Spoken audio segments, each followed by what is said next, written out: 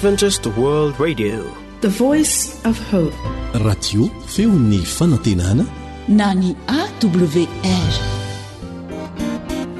Zamana kuaniwan ni radio manerantan la fionefa anantena ni tundatu kiazava. Indray andro raha nivoaka ny trano ny tiren'nim-pianakaviana iray dia nahita lehilahy antitra anankitelo lava volombava nipetraka teo anoloan'ny tranony. Endrika tsy mbola fahitan'ilay ramatoa mihitsy reto lahy antitra reto, nefa nanantona azy ireo raha vehivavy ary niteny hoe tsy fantatro ianareo kanefa hitako fa tena nona tokoa.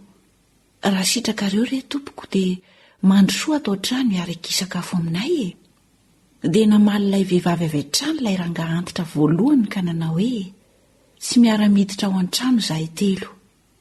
Izaho no fitiavana, ity faharoa ity kosa izy no arena, ary ilay fahatelo no antsoina hoe fahombiazana. Ka izao miverena aloha ianao ao an-tranonao, ary resao ny ankonanao hoe iza aminay telo lahy no tianareo ampidirina ao an-tranonareo. Dia lasa ilay ramatoa niditra tao an-trano ary notantarainy tamin'ny ankohona ny zavatra nitranga. Hafahafa koa izany hoy ny ankizina maly. Raha izany no izy tsy aleo ve ny arena no ampidirina ato an-trano roneny a? Tsy nanaiky izany anefa ilay reny ka nilaza hoe maninona kosa raha mba hifahombiazana ianao mpandrosoany? Tena ilainy dadanareo ane izany amin'ny asany e. Fa hoy kosa ilay zandriny kely indrindra mbola miana miteny hoe tiavana, tiavana, tiako. Fantatra izy ireo avy hatrany ny tian'ilay zaza lazaina fa ifitiavana ny tiany. Noho ny fidongin'ilay zandriny indrindra dia nanaiky ny fangatahany ny rehetra tao an-trano, ary dia nivoaka ilay reniny ka nanasa ny fitiavana androso ao an-trano. Nitsanga ny fitiavana ary gaga ilay ramatoa fa niara-nitsangana tamin'ny fitiavana ihany koa hiarena sy fahombiazana ka nanaraka azy. Dia nanontany azy roa lala ireny-pianakaviana hoe ifitiavana ihany nantsoko nefa nahoana no manaraka azy koa nareo? Nefa nilazainareo tamiko fa tsy afaka miara-miditra ianareo telo. Dia namaly ilay ramatoa hiarena sy fahombiazana ka niara-niteny hoe raha toa ka nanasa ny arena na io fahombiazana ianareo dia tsy maintsy nijanona taty ivelany ny roa taminay. Kanefa ifitiavana no nasainareo sy tianareo androso ao an-tranonareo dia manaraka azy mandraka rivo izahay naiza naiza lehany. Satria naiza naiza toerana hitoeran'ny fitiavana dia manaraka mandraka riva no fahombiazana sy ny arena. Ny olona manampitiavana mantsy no ahita fahombiazana eo amin'ny fiainany ary ahay mitantana ny fananany hampanankarena azy. Endrim-pianao-tsaina, mety mahomby tokoa ianao eo amin'ny fiainana nefa tsy manampitiavana dia ampiheboheboanao fotsiny izany. Mety manan-karena ihany koa ianao nefa tsy manampitiavana dia ho hitanao fa zava-pona izany. Fa raha manana fitiavana kosa ianao, na dia ny ono maro aza tsy mahavony ny afon'ny fitiavana, ary ny renirano tsy mahapoaka azy, na dia misy olona manome ny fananany rehetra ao an-tranony aza amidy fitiavana, dia atao tsinitsinina izy. Hoy ny voalazan'ny tononkirany Solomona toko 9, ary tsarovy fa ny fitiavana dia tsy ho levona mandrakizay hoy ny tenin'Andriamanitra.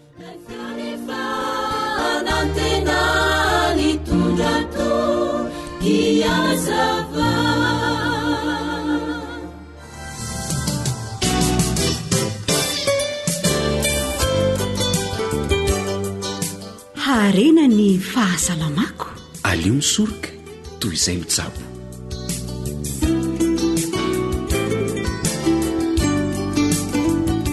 Fifaliana no iarabananao manaraka ny fandaharan'ny AWR. Irariana indrindra mba hitondra soan'ny tsirairay ny fenona ny fandaharana ara-pahasalamana izay arahinao izao dia manasanao ary ankafy.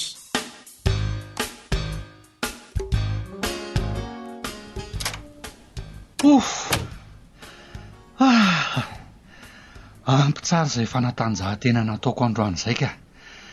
Oy! Mba miorano kely ary vola. Oy! Hita mihitsy hoe tsy manan-katao ty ianao ry Betsaka. Mandrera tena tsy antony. Tsy manan-katao ahoana ry vola. Ka sao ataonao zaoko? Zao matoa manao fanatanjahantena dia te ho salama ahafahako manohy miasa tsara mba hamelomana anareo. Fa zany moa no tena antony anaovan'ny Benja n'ity fanatanjahantena ity. Hoatray, fa heverinao fandreran-tena sy fandanian'andro fotsiny zany. Aiza kosa moa za kosa ve moa dia niteny an'izany Zao no teneniko anao ry vola. Mahasoa ny fanaovana fanatanjahantena. Zany mba mampirisika anao ihany hampiasa vatana fa sao anenenana ka hoe tahak'izay ihany ary Benja nanokana fotoana mba hanao fanatanjahantena. Marina. Fa moa ny asa ataoko atao trano tsy efa fanatanjahantena vita mba hazavao amiko mihitsy aloha le hoe fanatanjahantena andresenao lahatra narahako anao inona le fampiasam-batana.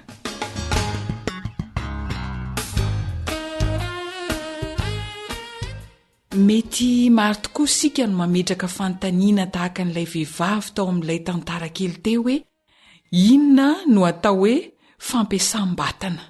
Andao dokotera Rasafinjatovo Harizava Kolgaty no asaintsika amaly izany.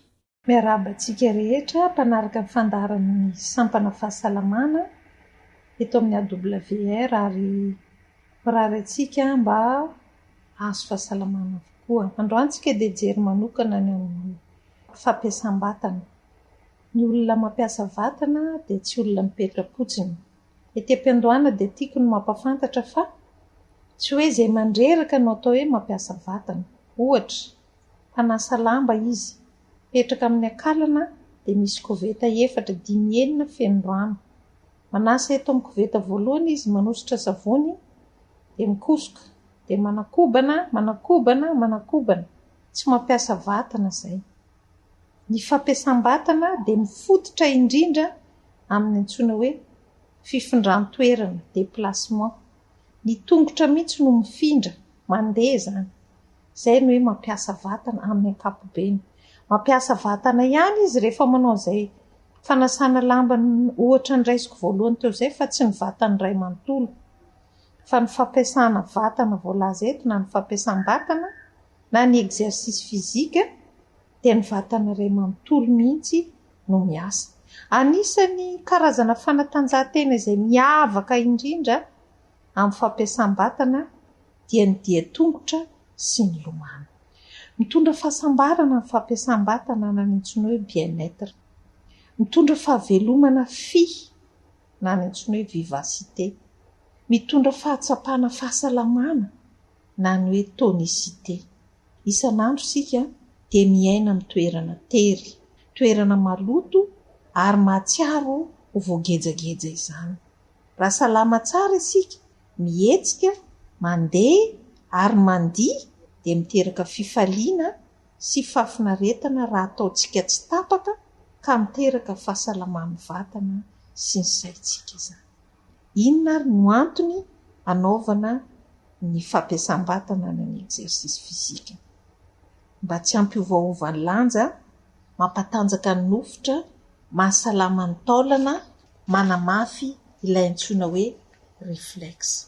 Manalefaka foana ny vanin-taolana, mahasalama ny fo sy ny lalan-drà satria mampihena ny cholestérol, mampihena ny pression artérielle ary mampikoriana tsara ny rà sy manamafy ny nofitry ny fo.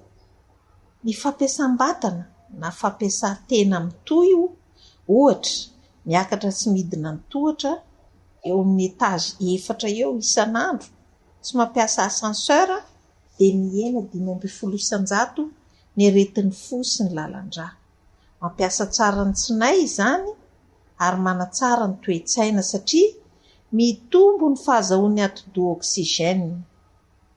Miteraka ny antsoina hoe endorphine izay mitarika fahafinaretana sy fifalifaliana. Mihena ny tebiteby noho izany. Mitombo ny hery fiarovana ary mihena ny risika amin'ny homamiadana na ny kanser.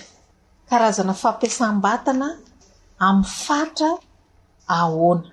Arakaraka ny taona sy ny toe-pahasalamana izy io. Misy ilay antsoina hoe flexion extension ho an'ny vanitaolana, fibatana fonjam-by amin'ny antonony ho an'ny nofitra, aerobika toy ny lomano, ny hazakazaka, ny diatongotra sy ny sisa ho an'ny fo sy ny lalandra ary ny avokavo. Ny diatongotra no fampiasam-batana na fampiasam-tena sahaza ho an'ny be sy ny maro. Fampiasam-batana antonony. Tsangatsangana isan'andro amin'ny toerana malalaka, misy rivotra madio eo amin'ny 20 minitra eo intelo isan-kerinandro. Betsaka nefa ny vehivavy no miala bala. Tsy teanao, tsy misy fotoana, be zavatra tao. Amin'izay fotoana izay dia izao no azo anampiana ny vehivavy. Janona ny fiara izy lavidavitra ny magasin izay hividanany zavatra raha mitondra fiara dia mandeha tongotra kely aloha. Miala amin'ny fiantsonany bus iray mialohan'ny tena fiantsonana tokony hijanonana izy dia mandeha tongotra kely mandra-pahatongany any amin'ny toerana alehany. Tsy mandeha amin'ny ascenseur izy raha mipetraka amin'ireny trano misy rihana be ireny, fa mandeha tongotra amin'ny tohatra. Ny tombontsoa azo amin'ny fampiasam-batana raikitra sy tsy miovaova na régulier dia betsaka izay mandrisika antsika handamina ny fomba fiainantsika, hananantsika fotoana hanaovana an'izany. Misy koa ny fampiasam-batana ianarana amin'ireny mpampianatra manokana ireny, sahala hoe koro mihitsy atao amin'ny fotoana rehetra. Mankasitraka dokotera.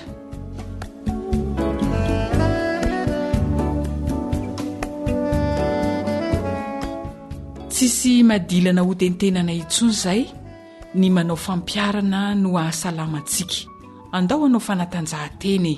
Tapitra treo ny ora tokony niarahana, zoanitra no nanomana ny fandaharana ara-pahasalamana, samy makosany teo amin'ny lafiny teknika, veloma toko.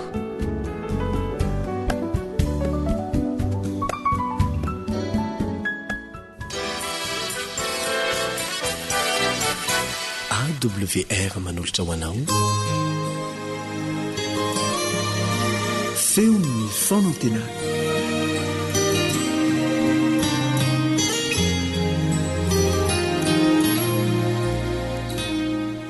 Rehefa malala tsy misy olona andeha irero any an-danitra. Jesosy ary niakatra any an-danitra raha mamaky ny Efesiana toko 4 andininy 9 sy 7 isika dia nitondra baby maro be izy niakatra any an-danitra. Koa zay teo any an-danitra dia tsy maintsy manatanteraka ilay teny ary amin'ny Apokalipsy 2:20 ny fanasy ny ampakarana amina hoe avia. Areko izay mandriana hoe avia, mitory ny filazantsara. Ny apôstôly Paoly moa amin'ny Romanina toko 1:20 dia miteny fa tsy menatra ny filazantsara. Fa herin'Andriamanitra ho famonjena izay rehetra mino zany amin'ny Jiosy aloha vao mijenitra isako. Tsy menatra mitory ny filazantsara, tsy menatra no ampanakoako zany filazantsara izany. Ilay filazantsara ny famonjena, ilay filazantsara Jesosy Kristy, io filazantsara io tsy menatra ny filazantsara ao. Romanina toko 1:20. Ary isika rehetra koa dia samy tokony samy hiteny hoe tsy menatra ny filazantsara izahay, manambara an'izany izahay, mitory an'izany izahay, mampanakoako an'izany izahay, amin'ny fomba fitafinay, amin'ny fomba fiteninay, amin'ny fomba fanerasenanay, amin'ny fomba fiainanay, amin'ny fomba fitondranay, fifampitondranay. Tsy menatra ny filazantsara izahay. Ny leadership an'i Jesosy Kristy no leadership ampiarinay eo amin'ny fifampitondranay. Tsy menatra ny filazantsara izahay, ampanakoako an'izany. Korintena 1:7-20. Fa raha mitory ny filazantsara tsy misy ataoko rehare zany. Hoy ny apôstôly Paoly ihany, fa lozako raha tsy mitory ny filazantsara. Andeha isika ho mpanarato olona. Fa ianao ka raha niara nandeha tamin'Andriamanitra. Dia raisika ny Mateo toko 5:20 ka hatramin'ny 7:20 fa natao mpanarato olona izay manaraka an Jesosy.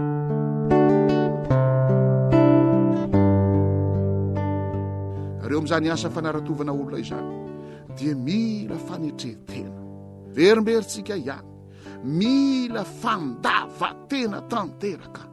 satria rehefa mamaky ny Mateo 4 sika dia reny farany iry dia zay dia nandao ny aratony izy ireo, nandao ny zavatra rehetra. Misy aza voatery andao fianakaviana mihitsy amin'ny heviny manao hoe mba lasa hitoro ny filazantsara, kanefa dia manizingizina ihany fa ny eo amin'ny fianakaviana ao aloha ny lohalaharana, ny ao ny tokony hitoriana voalohany indrindra. Ao no izy ilay teny ry amin'ny asina apôstôly 2:15 fa azo erana amin'ny ratsahan'ny fanamasina aminareo ka dia ho vavolombeloko ao Jerosalema, ao Jodia, ao Samaria ary hatramin'ny farany tany. Misy sehatra izay mivelatra fa ny sasany zany any amin'ny farany tany aloha no dingan'ny voalohany indrindra, any aloha izany mitsambikina tonga dia any amin'ny farany tany, fa ny fianakaviana tsy raray. Vanim-potoana zay tokony hitoriana amin'ny filazantsara ao amin'ny fianakavianao zao, ao amin'ny tokantranonao, ao amin'ny ekonanao, ny ekonanao ny tokantranonao, ireo no fitoriana ny filazantsara voalohany indrindra. Manaraka an'Andriamanitra tahaka ny Enoka, zany ny olona izay vonona ho any an-danitra, mpanaratola, manomboka amin'ny fianakaviana, eo amin'ny fiarahamonina ary mandeha mitatra hatrany any izany rehetra izany. Rehefa malala ary mpiano ajaina, Mosesy koa dia fahitantsika eto fa zaza tsara, ary zany zaza tsara izany raha niraitsika ny tany amin'ny boky mpitsara dia ny teny misy Andriamanitra amin'ny aza mikasika divay na toka na zava-padina. Nasingafintsika teto ary fa Andriamanitra namorona ny zavatra rehetra, fatany tsara mihitsy. Tahaka anao namorona zavatra anankiray dia fantatro amin'ny Tsipriany zavatra izay noforonao. Dia hoy Andriamanitra tamin'ny Noa rehefa nanamboatra ny samby fiara, Noa, vita ve ny samby fiara? Ozy Noa, reny fa nilahatra anakao ny biby rehetra teto ambonin'ny tany, ny biby madio tsy fitofito, ny biby maloto tsy roroho. Tamin'ny andro Noa tsy mbola nisy jiosy, tamin'ny andro Noa tsy mbola nisy advantista, fa tamin'ny andro Noa dia efa nasehon'Andriamanitra miarihary hoe reny ny madio ireny ny maloto dia mety hametra-panontaniana ianao. Ahoana moa zany no ahafantarana ny madio sy ny maloto? Ahoana no ahafantarana ny zava-padina sy ny zava-padina? Satria ny zaza tsara teo any an-danitra dia sala Mosesy dia efa any an-danitra nitsangana tamin'ny maty, ary Mosesy dia zaza tsara, tsy nisotro toka, tsy nisotro divay, tsy na zava-madonelona ary tsy nina zava-padina. Nambaran'Andriamanitra mazava mihitsy ao Levitikos 2:20 fa zay mivaky kitroka misaraka tsara ny kitrony sady mandinika tsy mahazo misaraka ireo kritera anankiroa ireo. Mivaky kitro mitsaraka tsara ny kitrony sady mandinika, zay no fihinanareo, madio aminareo reo, fa ny akoatra zay maloto aminareo, zava-padina aminareo. Ny anaty rano zay misy vombony sy kirany, tsy mahazo misaraka koa reo kritera anankiroa reo, misy vombony, misy kirany. Izay no madio aminareo, fa ny akoatran'izay dia maloto aminareo. Dia efa navakitsika ny Korintena 2:9, Korintena 2:9 ny roa farany, mivoa aminareo areo ry oloko, miala am'izay tsy madio, mivoa miala am'izay tsy madio. Ny asan'ny apôstôly ny asan'ny apôstôly 10 dia miresaka ny Kornelio, ilay lehilahy jentilisa izay marina, ary lehilahy izay ny vadiny ratsy, nanao soa, ary dia indro fa mangetaeta ny famonjena. Kanefa ny jentilisa dia neveriny ny jiosy soa sala amin'ny biby maloto. Jesosy raha ndray mandeha dia niteny hoe zay tsy afaka hanome mihitsy ny anjara sakafo re amin'ny amboa kely, raha niresaka ny amindreo jentilisa ireo izy. Tamin'izay fotoan'izay nomena fahitana Petera, vonoika hano, lambangeza be mifatotra amin'ny zorony 4 dia tao daholo ny biby rehetra teto ambonin'ny tany. Petera, zay natory tary amin'ny tafitrano tary fa ny tafitrano jiosy moa zany maritapona ny tafitrano jiosy dia natory tao izy dia Petera, vonoika hano, sanatria amiko raha inana zava-padina. Intelo ny teny zany dia nakarany an-danitra ilay lamba tao amin'izany nofony Petera fahitana zany. Nandondona tao ambaravarana niraky Kornelio, zay vao nazava tamin'ny Petera hoe tsy misy olona zay ataoko hoe tsy madio intsony zany, fa tokony hitoriana amin'ny filazantsara daholo ny olona rehetra. Zay ny fanazavana ny asan'ny apôstôly 10 fa tsy hoe zay fa nidiovan'Andriamanitra dia azo ataonao maloto ka dia hoanina daholo ty rehetrarehetra ty. Ny maloto dia maloto foana, ny madio dia madio foana amindreo biby rehetra ireo. Ka ny zaza tsara tahaka ny Mosesy zay teo any an-danitra dia tsy misotro divay na toka. Manahoana moa ny fivarinana lavo amin'izany amin'izao fotoana izao? Rehefa mahatratra amin'ny problema ny tokantrano any le olona, tratra amin'ny problema ny ampiasana any dia misotro toka, zany no anariana dia, tratra amin'ny problema ny tsy fananam-bola, problema ny fifandraisana etsy sy roa, problema ny ady-tsaina isan-karazany dia misotro toka amin'ny zava-madonelona, zany no anariana dia. de voamaika mitambesatra aminao ny zavatra zay manjoanao. Ny fomba fanariana di de arak'ilay teny Jesosy Matio 2:20 Matio 2:20 manao makanesa ty amiko ianao rehetra miasa fantatra sy mavesatretana, zano anome anareo fitsaharana. Ianao zay manana ady saina io, ianao zay manana ady panahy io, ianao zay manana aretina maro samihafa io, makanesa eo am' Jesosy. Fa aza mivary lavo am' fijangajangana mandeha maketsy makero, de mivary lavo am' fijangajangana na mivary lavo am' zava-madoneny la sigara parako toka sisa, ianao miady am' toromaso mitondra tomobile io, makanesa eo am' Jesosy. Fa aza tonantonana am' zava-madoneny isan-karazany, ianao zay iaran'ny problema isan-karazany io, aza mitonantonana am' zava-padina, fa makanesa eo am' Jesosy. Averiko ndray mandeha Matio 2:20 zay makanesa ty amiko. Ianao rehetra miasa fatratra sy mavesatretana, fa zano any aminareo fitsarana, ny olona vonina ho any an-danitra de makeo am' Jesosy. Zay rehetra manatonao sy ho laviko io, nao vena, fa izao no lalana sy fahamarinana ary fiainana, tsy mesy makany am' ray raha tsy amin'ny alalako. Firifiry no efa nanatona an' Jesosy tamin'izy tety amboniny tany, ary de nahazo vaolana ka nahagaga nampitola gagany mpiarabelona taminy izany rehetra izany. Na olana manao aona io dia nanatona an' Jesosy. Ripeany malala, vonina ho any an-danitra va ianao, aoka anao salamy Mosesy, zaza tsara, mivatana indrindra aminareo ankizy, aminareo tanora izany. Tsy sevitra mihitsy ny hery mahery vaikan'ny fifaneraserana am'izao fotoana izao.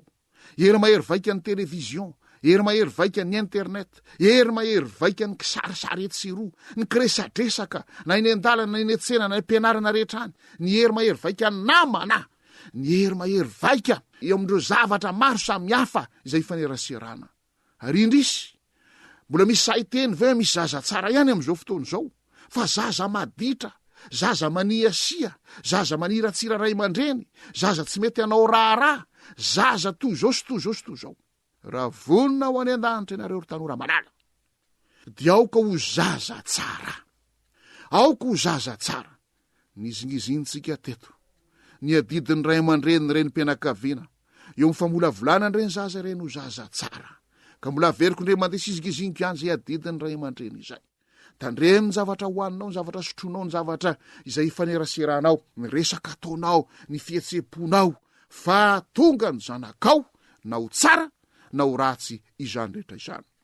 Fa ny rariko de ny atonga antsika hiara-ndeha amin'Andriamanitra kao mpanaratolona, ary atonga antsika rehetra am'izany fanaratovan'olona izany, de amin'ny alalan'ny toetratsika, amin'ny alalan'ny fihetsikitsika, amin'ny alalan'ny fitenitsika, amin'ny alalan'ny fombatsika, amin'ny alalan'ny fanaotsika rehetra ho mpanaratolona, ka tonga ny zany anomboko amin'ny fianakavitsika aloha, aminareo ray aman-dreny eo, jerijereo tsara, aoka ho tandritandremana tsara, na ny zavatra hoanao, ny zavatra sotronao indrindra rehefa be voko ianao, raha nabavy malala, ka mitondra voka ny zanakao mba ho zaza tsara izy. Aoka isika, mba tsy anaiky olo vary lavo am'ireny toka, sigara, paraka, kafe sy ny sisa ireny, fa ireny dia mandondona ny ozatra ao amintsika ao, ary de manalemy an'izany hatrany, ka tsy anana fifandraisana mamy amin'Andriamanitra isika. Toy zany ny zava-padina maloto aminareo reny, zava-betaveta aminareo o Jehova, ka indro fa rarabe ny anamboarana ny fifandraisantsika amin'Andriamanitra rehefa mivoky am'ireny isika.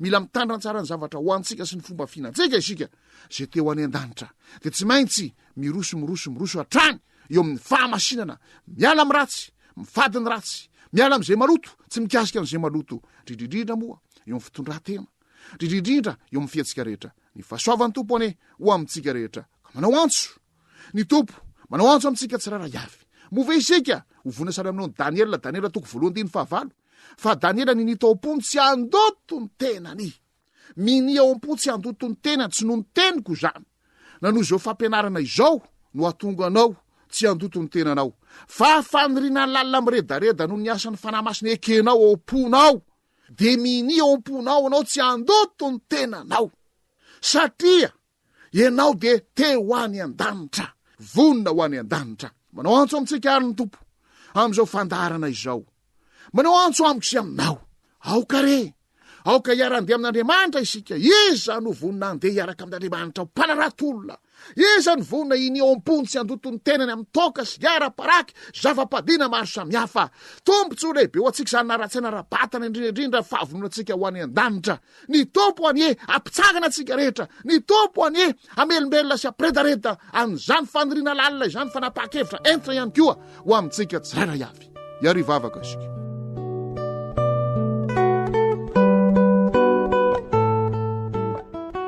Tompon'Andriamanitra iray ane tsara indrindra any an-danitra. Terana manak'izay ny anaranao. Misaotranao zahay ny amin'ny tantarany Enoka sy amin'ny tantarany Mosesy.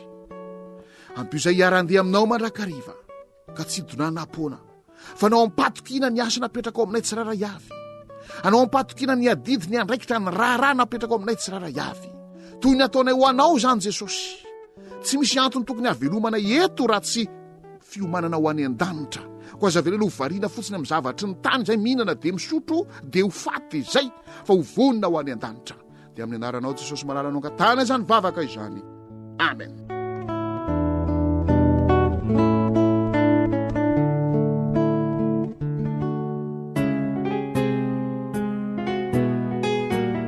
Antoko-pihira ranomasina fitaratra itosy.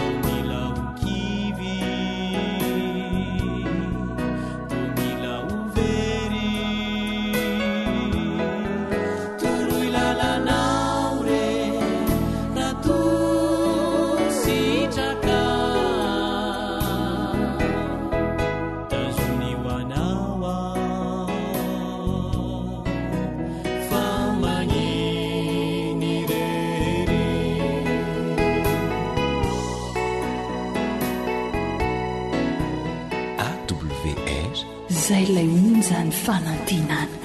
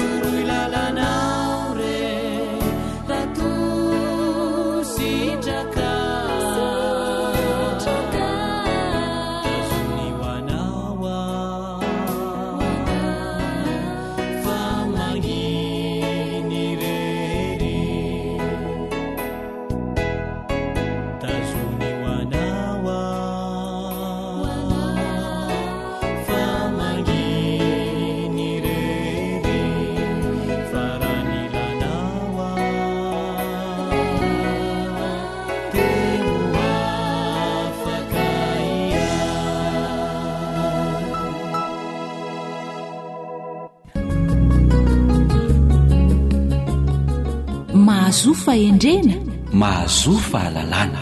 Fianarana sy fanabeazana androtany ty tanindrazana, fahaizana sy fahendrena olovany ty firenena.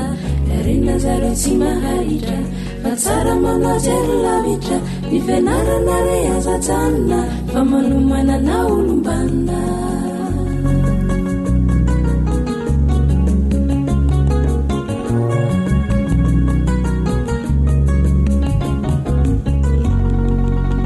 Izay raha famantaran'izay dia ny fandarana fanabeazana no reresinao. Na izany aza nefa dia tsy hanao toy ny mpivoaka ratsikena akory isika ka anaikitra ambomitsangana.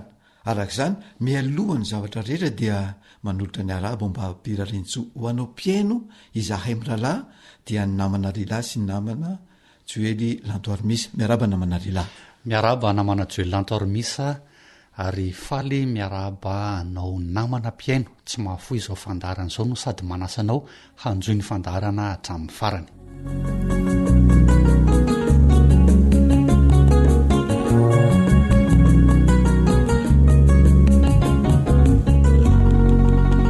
Ya, tsy hijanona ela isika namana Joely Lantoarimisa fa avy hatrany kosa dia hiditra amin'ny fintina sy ny jeritodika tamin'ny fandarana izay niarahantsika teo aloha. Tao anatin'ny fandarana teo aloha no niresantsika ny mahakasika ny tanora miatrika ny hoavy.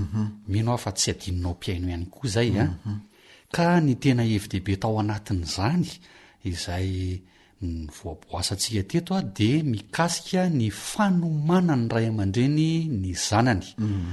Ary raha tadidinao dia misy fizarana maromaro izy io. Noresantsika tamin'izany ny voalohany ny hoe fanomanana ho avy raha mbola eo ambany soka ny dada sy neny ny zanaka. Ny faharoa kosa dia noresantsika ny hoe rehefa mahavita fianarana ka mahita asa amelomantena ny tanora dia ny voaboasantsika teto izay.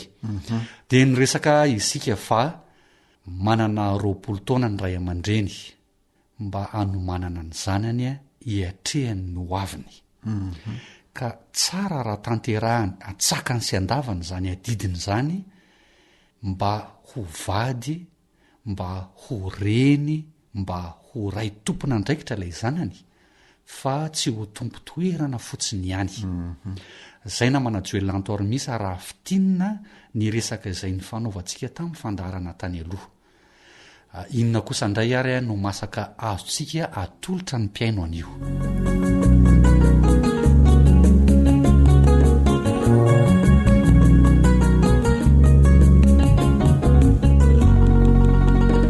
Misy fitenenana manao hoe ny andrasoandroasy tokoa no manariva ny andro. Tsy ampiandrelitsika, tsy hanarivan'ny andro ireo mpiaino ihany koa fa avy hatrany dia atolotra ny andro. Dia tsy inona zany fa toy n'ilay resaka efa ny fanaovana tany aloha zany dia mikasika indrindra ny fiatrehan'ny tanora ny hoaviny fa ny fizaram-potoana fahatelo sy ny fahaefatra no resantsika. Raha fitinina zany dia hoe misy fizaram-potoana efatra zany ny fanomanan'ny tanora ny hoaviny eo anatrehan'ny ray aman-dreny. Noho izany ny fizaram-potoana fahatelo dia miresaka indrindra ilay atao hoe fiatrehan'ny tanora ny hoaviny raha anorina tokantrano izy.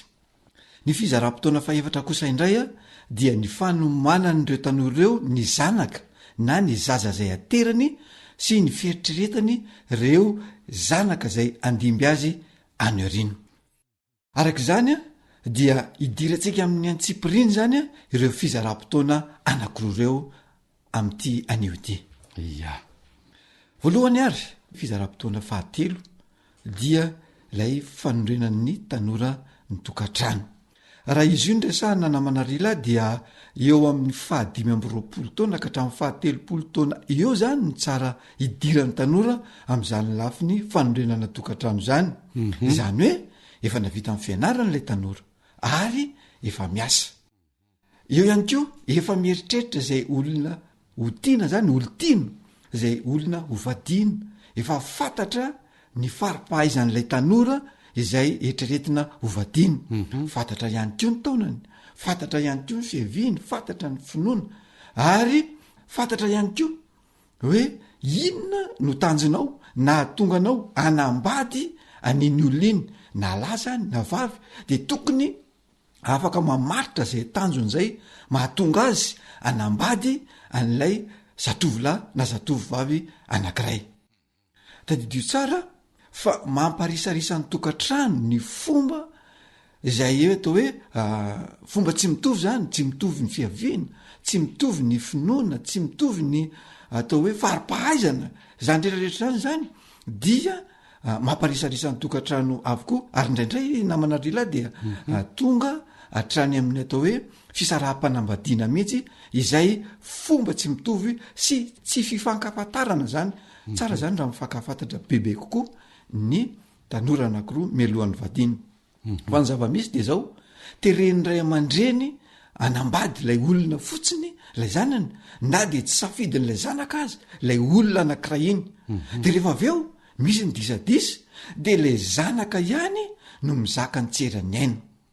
Fa misy koa ndray aman-dreny tsy mivaky lony am'izay olona hovadiny zanany, fa mandefa hoany fotsiny. De matetika misy fiatraikany eo am'lay tokantrano'lay zanaka izany toe zavatra zany. Dia eo zany no tena olana ngezabe eo amin'ny tsy fahaizana mieritreritra ity fanondrenana tokantrano ity. Zany hoe rehefa manambady zany dia ao anatin'ny 5 taona ka hatramin'ny 7 taona eo rehefa manambady dia olona efa miteraka anankiray zany izy mivady, ka ny lehilahy eo amin'ny 7 taona eo, ny vehivavy eo amin'ny 5 taona eo dia miteraka ray zany izy roa namana lehilahy. Ya, ary araky ny efa lazaiko teo aloha dia tsara raha mba efa mifankahalala toetra ny tanora anankiroa zay vady. Fandaniana manetikitika ny saina na manajoelanto arymisa. Teny ianao teo hoe misy fifankahalalana, efa misy fifankafantarana amin'ilay andaniny seakilany. De maharitra afrina eo zany no tokony ahitantsika an'izay hoe fifankahalalana na fifampikasoan'izay. Zay indrindra eo amin'ny tanora zay ivady zany de tsara izy raha mba efa mifankahalala toetra heritaona na roa taona mialohan'ny irosoana amin'ny fanambadiana. Io zany mba ifankafantaran'izy roa hoe manahoana ny toetra n'ity vadiko ity, manahoana ny lafim-pianakaviany, manahoana ny toetretoetra, manahoana ny fomba ny finoany, ny tarazo sy ny sisa sy ny sisa. Tadidio tsara namana lehilahy fa io tarazo io koa dia miteraka olana ngezabe eo amin'ny tokantranony mpivady anankiray, satria tsy fantatry le anankiray hoe inona ny tarazonyity mivadiny ity. Eo ihany koa le hoe inona ny mahazatra nyreto fianakaviany reto. Misy fahazarana be deaibe zany izay tsara ho fantaran'ny andany sy ny akilany mialohan'ny irosoana am'izay fanambadiana izay. Zany hoe raha azoko tsara zany ny fanazavanao de heritaona na roa taona farafahakeliny de mifankafantatra tsara aloha, mifankahalala tsara aloha, fanerasera tsara ny andaniny seakilany, mihoatra tsy ferana. Dia fantatra ihany koa ny lafim-pianakaviany. Io koa mila ilaina fantarina koa hoe le le fianakaviana manahoana, le fianakaviana mba tsotsotra ve sa le fianakaviana kizitina sa le fianakaviana misy hoe mpiady lava. Misy zavatra be dehibe ohatrany na manarila tsara fantarina eo amin'ny lafim-piaramonina rehefa mialohan'ny ivady ny tanora anankiroa. Hiditra indray tsika eo amin'le hoe ny ho avy faefatra. Io le fanomanana ny zanaka sy ny taranaka. Ianao lay tanora zay ivady zany dia efa mieritreritra sahady le hoe manahoana ny tondrako n'ity zanako ity, manahoana ny anabiazako n'ity zanako ity, mba ho ray tompona andraikitra ihany ko lay zanako, mba ho reny tompona andraikitra ihany ko lay zanako, mba ho vady tompona andraikitra ihany ko. Ary tena atao hoe naharay fanabiazana atao anatin'ilay tokantrano mihitsy ilay zaza. Zany hoe tena mametraka lay fanabiazana ho tahakan'ny manorina trano zany ianao ray aman-dreny rehefa manabe an'io zaza io.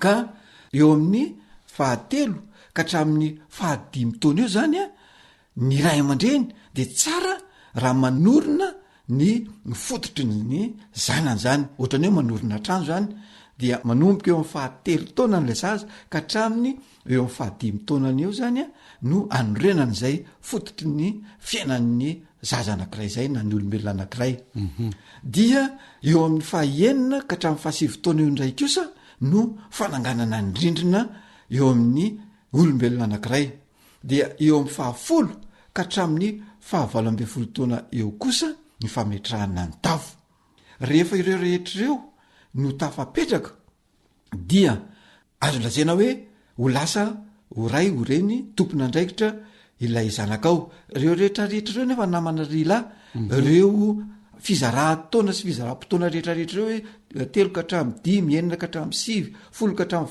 fahavalo ambiny folo taona dia mifototra indrindra amin'ny fanaovany raharaha zay ataon'ilay zaza ao atokantrano zany hoe rehefa manao raharaha ao atokantrano ilay zaza dia misy tahiry voarainy eo am'zany fanaovandraraha zany efa ny resantsika zany fa ho averiko ihany hoe amin'ilay lalan'ny tahirin'ny maso tahirin'ny sofina tahirin'ny tanana ka ny fanambarana n'ireo tahiry anankitelo reo dia izay no mandrafitra ny mahaizay an'ilay zaza ka ilay hitan'ny maso ilay iren'ny sofina ary ataon'ny tanana izay no mandrafitra ny saina atonga ny olona anankiray ho tompona andraikitra ya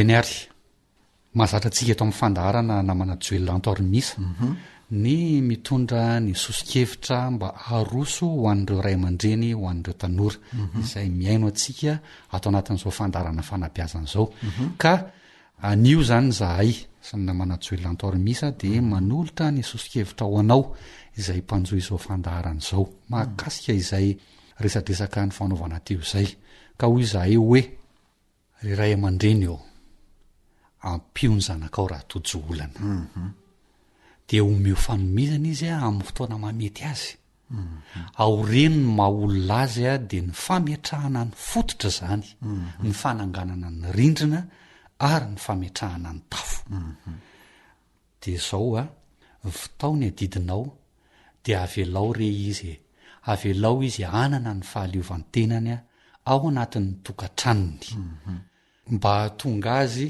ampita ny fanilony amin'ny taranaka mandimby azy ka ho zaza anana amin'ny mahizy azy koa ireo taranaka izay mandimby azy ireo eo ihany keo namana rila dia mampirisika ny ray aman-dreny hoe tsara raha ajaina mandrakariva ireo hoe vanim-potoana izay isinony tontolo fibehazan'ny tanora ao atokantrano de eo zany le hoe fanazarana ny tanora eo amin'ny lafiny fanaovan-draraha eo amin'ny lafiny fandraisana ny adidy ara-piaramonina dia ny manosikevitra n'ireo tanora ireo mandrakariva aza dino mihitsy raha aman-dreny hoe zao ny lalana tsara aleanareo ankizy am'izao nareo eo amin'ny zao taonanareo zao asio taona mahitsy hoe eo am'izao fahafolo taonanao zao dia zao ny zavatra tsara ataonao eo amin'ny faharoapolo taonanao de zao ny zavatra tsara ataonao ianao ray aman-dreny de azo inono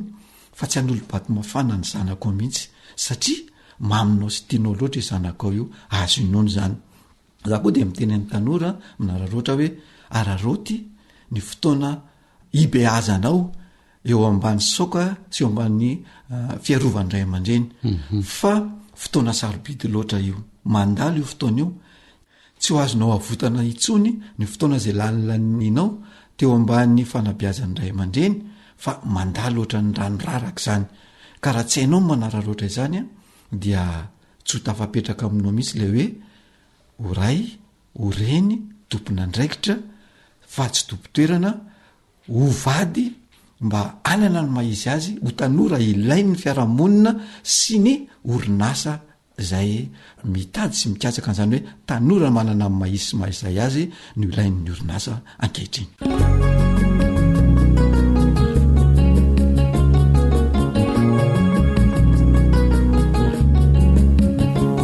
fianarana sy fanabazana androtany ty tanindrazana fahaizana sy faherena ya dia izay no masakazona tolotra ka ametrahanay sy ny namana joely lantormisa ny mandrapitafa ho amin'ny manaraka indray raha sitrapon'Andriamanitra. Veloma tompoko. Veloma tompoko.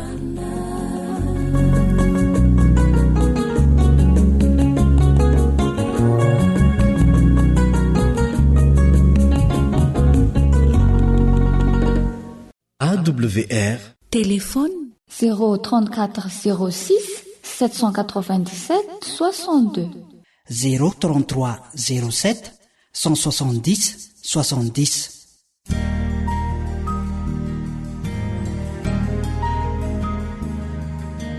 Faneteninao no fahamarinana. Taridalana manokana fianarana baiboly avoaka ny fiangonana advantista maneran-tany. Iarahanao amin'ny radio feo ny fanantenana.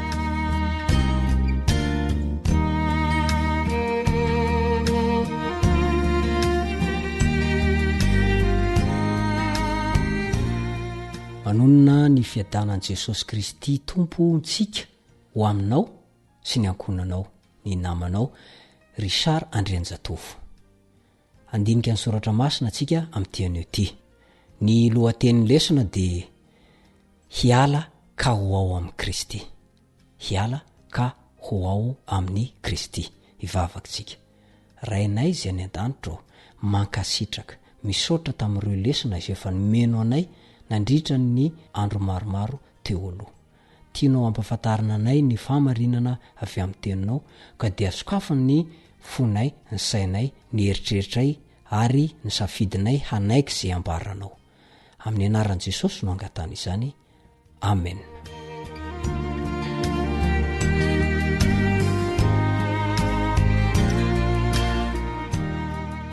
Hiala ka ho ao amin'ny Kristy. Hamaky teny avy hatrany isika. Filipianina 1:2 ka hatramin'ny 4:20. Filipianina 1:2 ka hatramin'ny 4:20 amin'ny anaran'i Jesosy. Fa Kristy no antony ahavelomako ary ny fahafatesana no ahazoko tombony. Kanefa raha ny velona amin'ny nofo no avokaran'ny asako dia tsy hitako izay hofidiako. Fa sanganena eo anelan'elan'izy roa aho, maniry hialaka ho ao amin'ny Kristy satria tsara lavitra izany. Kanefa kosa ny toetra eo amin'ny nofo no mahasoa anareo kokoa. Andiny manaraka Tesalonianina 1:4 ny 9:13 ka hatramin'ny 14. Tesalonianina 1:4 9:13 ka hatramin'ny 15. Toy izao no vakiny amin'ny anaran'i Jesosy. Fa tsy tianay tsy ho fantatrareo rahalahy, ny amin'izay mody mandry mba tsy halelovanareo tahaka ny sasany izay tsy manana fanantenana. Fa raha inoantsika fa efa maty Jesosy sady efa nitsangana indray, dia toy izany koa no hitondran'Andriamanitra izay efa nody mandry tao amin'i Jesosy hiaraka aminy. Fa izao no lazainay aminareo amin'ny tenin'ny Tompo, isika izay velona ka mbola mitoetra mandra-piavin'ny Tompo, dia tsy mba hialoha izay efa nody mandry tsy akory. Fa ny tenan'ny Tompo no hidina avy any an-danitra amin'ny fiantsoana sy ny feon'ny arkanjely ary ny tropetra n'Andriamanitra, ka izay maty eo amin'ny Kristy no hitsangana aloha. Ary rehefa afaka izany, dia isika izay velona ka mbola mitoetra no hakarina hiaraka aminy ho any amin'ny rahona hitsenan'ny Tompo any amin'ny habakabaka. Dia ho any amin'ny Tompo mandrakariva isika, koa dia mifampionona ianareo amin'izany teny izany. Dia andao hiverenantsika ny voalazan'ny Filipianina 1:13. Filipianina 1:13 manao hoe: fahasanganehana aho eo anelan'elan'izy roa, maniry hiala aho ka ho ao amin'ny Kristy satria tsara lavitra izany.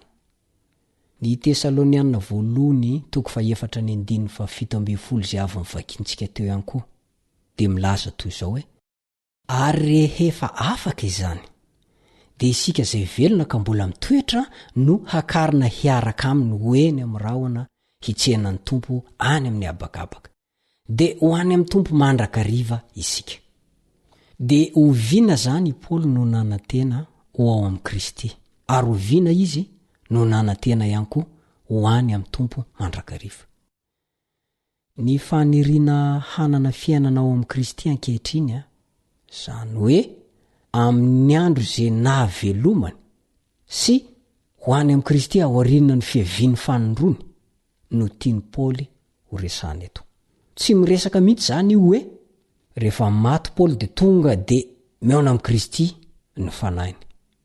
Hitanao mazava dozy zany le hoe misy fanahy tsy mety maty aoriana amin'ny fahafatesana, fa lasa diso daholo ny hevitry ny soratra masina, lasa diso daholo ny hevitry ny baiboly. Kanefa tsy misy andalateny mifanohitra amin'izany andalateny voalaza amin'ny baiboly zany. Isika no manana hevitra efa mibana meloha ao an-tsaintsika, isika no maka antendrony de lasa tahaka ny hoe mifanohitra lay andiny teny. Tsia, efa nazavaina tany am-panomboana fa tsy misy zavatra mifanohitra zany ao anatin'ny baiboly, tsy misy teny mifanohitra zany ao anatin'ny baiboly, fa mifanaraka tsara reo ary afaka mifanazava ny andininy tsirairay. Ho an'ny apôstôly Paoly na ny fahafatesana aza de tsy mahaisitra n'le toky nananany, fa izy de any mpamonjiny sy any tompony de Jesosy Kristy zany. Araka ny lazainy eo amin'ny epistily ny soratany ho an'ny Romanina hoe fa na fahafatesana na fiainana de tsy ahasaraka antsika amin'ny fitiavan'Andriamanitra zay ao amin'ny Kristy Jesosy tompontsika. Romanina 9:7 sy 7:7 ny misy an'izay raha mba te hakanoty ianao. Romanina 9:7 sy 7:7. Ary mbola tohizany ary zany fanambarana zany ao amin'ny Romanina 4:7. Romanina 4:7 toy izao mivakiny amin'ny anaran'i Jesosy: raha velona isika de velona ho an'ny tompo, ary raha maty isika de maty ho an'ny tompo. Koa amin'izany na velona na maty isika de an'ny tompo ihany. Tia ny lazaina amin'izany zany de tsy hoe misy fanahy tsy mety maty aoriana amin'ny fahafatesana. Azo ny antoka fa amin'izao fahavelomana zao izy de efa an'i Jesosy. Ary raha maty izy de efa azo ny antoka fa ho foazan'i Jesosy rehefa ho avy eny amin'ny rahona lanitra izy.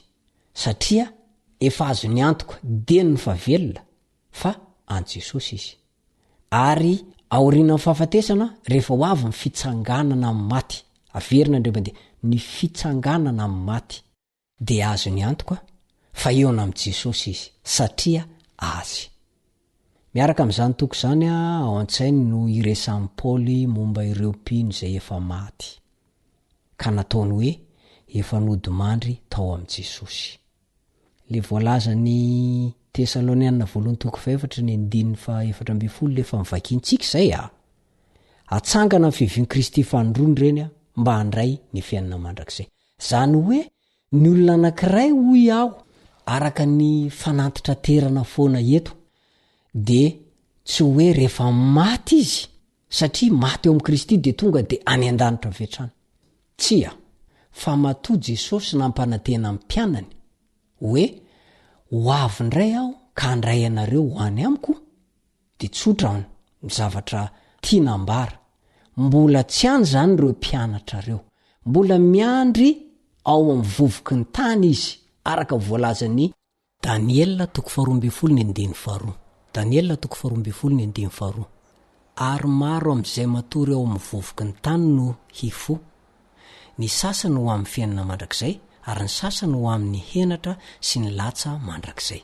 Zany hoe raha ny mpianatra zany mijerentsika raha le fampanantenana ny meny Jesosy hoe ho avy ndray ka handray anareo de ireo mpianatra reo zany mbola ao amin'ny vovoky ny tany izy amin'izao fotoana izao, mbola miandry le teny fampanantenana nataon'i Jesosy fa ho avy zany Jesosy zany indray andro amin'ny fotoana tsy fantatra, ary azo antoka nefa izay fiaviany zay, azo antoka zay fiaviany zay. De ireo ihany koa zany de efa nilazain'i Paoly hoe efa nodimandry tao amin'i Jesosy ireo, de ireo no atsangana amin'ny fiavian'i Kristy fanondrony iray mba handray ilay fiainana mandrakizay. koa raha nylaza zany i paoly fa maniry hialaka ao ao amin'i kristy izy de tsy midika zany fa hoe aorinany fahafatesany a de tonga de miona am' jesosy mifanany. Tsy zay le tiany lazaina, tsy zay le tiany ho ambara fa ny tiany lazaina tamin'ny lahatsoratra izy zany de zao hoe milaza mifaniriny hiala amin'ity fiainana mikorontana ty i paoly mba hoany amin'i kristy. Tsy izy vao maty nefa fa rehefa hitsangana amin'ny maty ny maty ao amin'i kristy rehetra de ho anisany izy. Fa ny tena faniriny zany de hoe mafy loatra ty mahazo anay eto ty a, fampijaliana tena mafy ty fanenjehana anay ty a, aleoko maty mba hitsahatra aho de miandro fiviany Jesosy. Zay zany le tiany ho resana. Zany hoe tamin'ny fahaveloma amin'ny Paoly de fa azo ny antoka fa efa ao amin'i kristy izy. Ka raha ho faty eo ny eo izy, raha ho faty izy satria mafy loatra ny fijaliana nahazo azy a, de rehefa ho avy Jesosy a de hitsangana izy ho amin'ny anjara tsarany. De tsy inona fa ilay fiainana mandrakizay zay ampanantenain'i kristy ho an'ireo mpanaraka azy. Tsara ihany manamarika fa indraindray a ataon'ny mpanoratra amin'ny baiboly indray milaza ny toe-javatra anankiroa kanefa vanim-potoana maharitra no manelanelana azy ireo. Nahoana nefa no aleon'i Paoly maty toy izay velona satria izany no ahitany fitsaharana amin'ny fahoriany rehetra. Ka tsy angiry firintsony izy, tsy angiry firintsony ny nofony.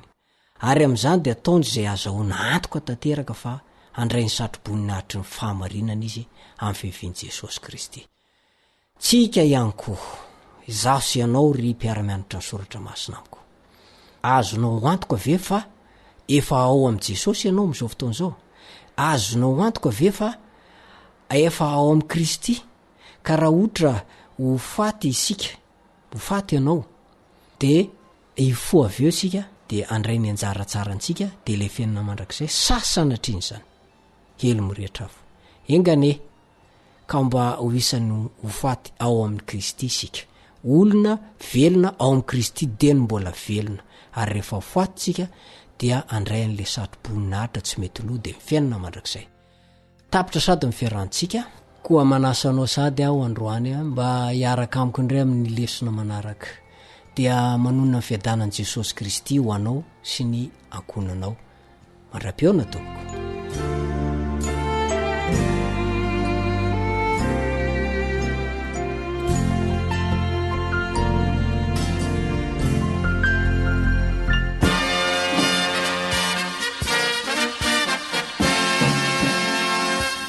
Adventist World Radio, the voice of hope. Radio feony fanantenana. Ny farana treto, ny fanarahanao ny fandaharan'ny radio feo fanantenana na ny AWR amin'ny teny malagasy. Azonao atao ny mamerina miaino sy maka maimaim-pona ny fandaharana vokarinay amin'ny teny pirenena mihoatriny 100 amin'ny fotoana rehetra. Raisoaryn'ny adresy ahafahanao manao izany. awr.org na feofanantenana.org.